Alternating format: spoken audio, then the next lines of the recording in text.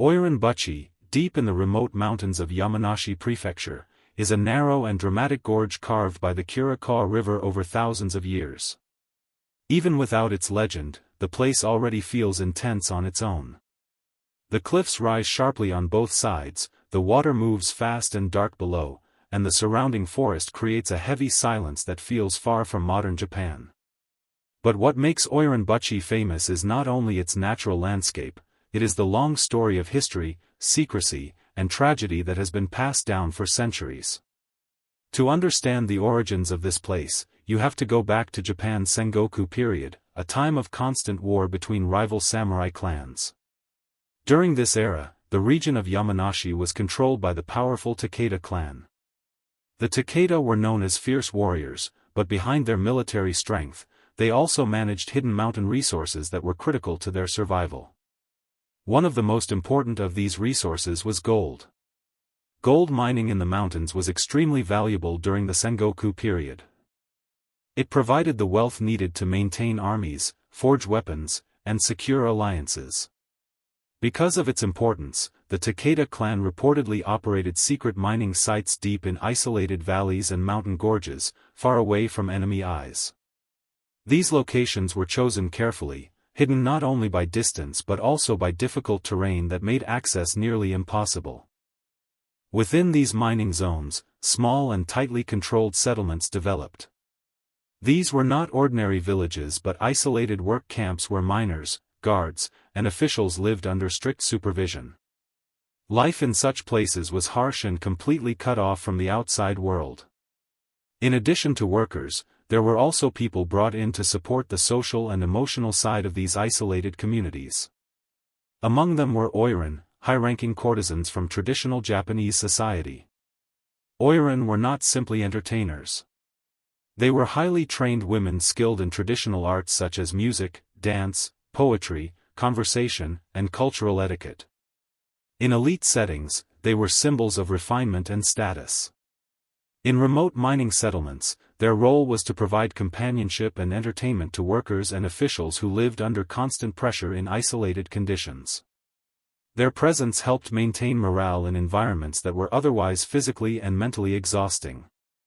As time passed, the political situation surrounding the Takeda clan became increasingly unstable. The Sengoku period was marked by shifting alliances, betrayals, and large-scale battles. Eventually, the Takeda clan began to lose its power under pressure from rival forces. When a ruling clan starts to collapse in such a chaotic era, secrecy becomes even more important than wealth. Hidden gold mines, if discovered by enemies, could become a source of massive advantage. It is in this atmosphere of fear and instability that the legend of Oiran Buchi begins to take shape. According to long-standing oral tradition in the region, there came a moment when the mining operation could no longer remain secure. The people associated with the site, including workers and courtesans, were considered a potential risk if captured or interrogated by enemy forces. In the most well-known version of the story, the Oiran living near the gorge were gathered during this period of crisis.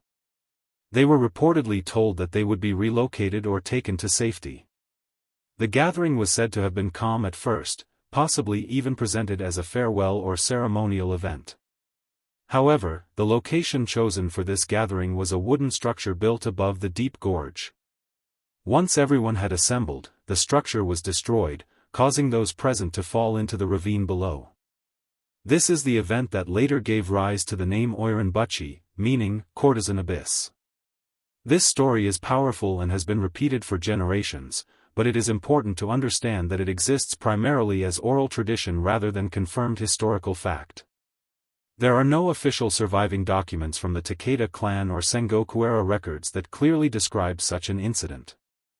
Most historians believe that while the mining operations and political instability were real, the specific tragedy described in the legend was likely shaped and expanded over time through storytelling. Even though the exact event cannot be proven, the emotional weight of the story continued to grow. The gorge itself already carried a strong sense of isolation and danger due to its geography. Over centuries, people visiting or passing near the area began to report unusual sensations. Some described sudden coldness in the air even during warm weather. Others spoke of strange silence where wind and river sounds should have been present. Some travelers reported an unexplained feeling of sadness or pressure when standing near the cliffs. In Japanese folklore tradition, places associated with violent death or deep sorrow are often believed to become connected to restless spirits. These spirits, known in traditional belief as onryo, are thought to remain in the physical world when death occurs under extreme emotional distress or injustice. Over time, the Oiran from the legend of the Gorge were said to have become such spirits, bound eternally to the place where their lives ended.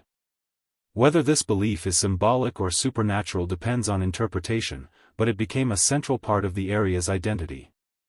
As centuries passed, the story of Oiran Buchi spread further across Japan, becoming one of the most well-known haunted location legends.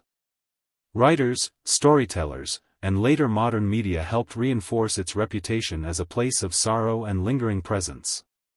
At the same time, the actual site remained geographically real and physically accessible, which made the story even more compelling. Unlike completely mythical places, Oiran Buchi exists in a real landscape that people can still visit. In modern times, infrastructure such as roads and tunnels has made travel through the region much safer. The gorge itself is no longer a hidden or unreachable place. Visitors sometimes come to see the dramatic cliffs and natural scenery, while others are drawn by curiosity about its dark reputation. Local perspectives often treat the site with quiet respect, not necessarily as a confirmed haunted location, but as a place tied to historical hardship and long-standing cultural memory.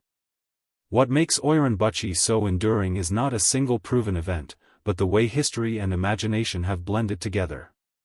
The real foundation lies in the Sengoku period, where secret mining operations, political collapse, and harsh survival decisions were part of life. On top of that foundation, generations of storytelling added tragedy, emotion, and supernatural interpretation. Over time, the gorge became more than just a geographic feature, it became a symbol of hidden suffering and unresolved memory.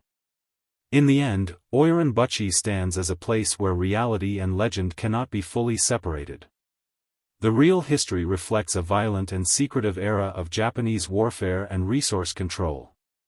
The legend reflects how people tried to understand and remember that past through storytelling. Together, they created one of Japan's most famous haunted landscapes, where the silence of the gorge feels like it still holds echoes of the past.